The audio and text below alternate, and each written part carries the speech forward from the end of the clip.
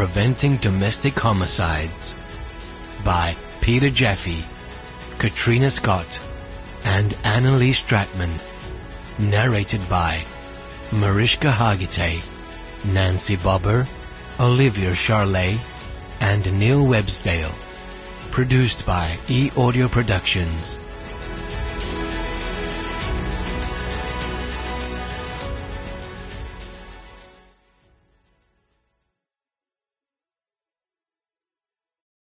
Introduction. I'm Mariska Hargitay. You probably know me best as Captain Olivier Benson on the TV series Law & Order Special Victims Unit. Law & Order SVU dramatizes the challenges in investigating crimes, apprehending and prosecuting criminals, and supporting victims and their families. The stories we tell are based on persistent, pervasive, difficult realities. The subject of the book that you are about to hear, domestic violence, troubles every layer of society in every corner of the world and demands our urgent attention. At the extreme, domestic violence can end in deaths through homicide and homicide-suicides. The numbers are shocking. In 2017, approximately 30,000 women were killed by an intimate partner across the globe. That's over 82 women per day. One death is one too many. Women and girls face the greatest dangers in intimate relationships. The proportion of intimate homicides committed by an intimate partner is 6 times higher for female homicide victims than male homicide victims. Women are victims in over 90% of domestic homicide suicides.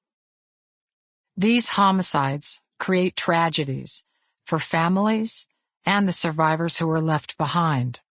This type of violence, of course, also impacts people outside the relationship.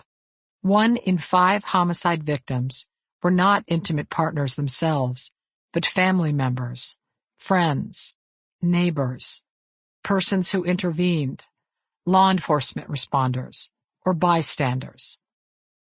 In the U.S. last year, there were over 2,000 domestic homicides, and an estimated 3,300 children were exposed to the aftermath of these murders. These children lost one parent to death and the other to a life sentence, or both to a murder-suicide.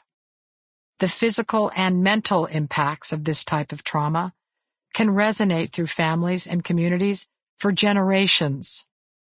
These deaths didn't have to happen. Domestic homicides are often preceded by warning signs seen by friends, families, neighbors, co-workers, and community professionals like police or social services.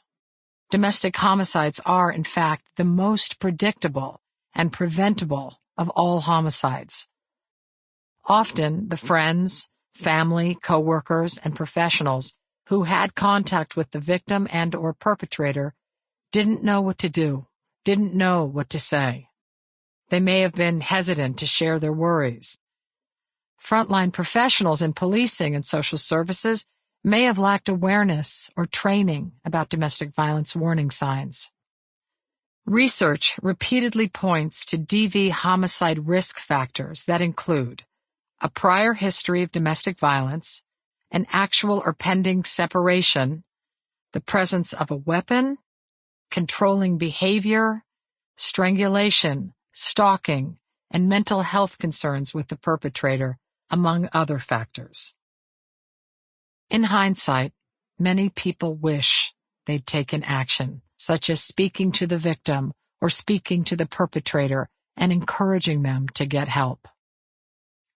We need more public education and professional training so that we are all aware of the warning signs and have the skills and the resources to act.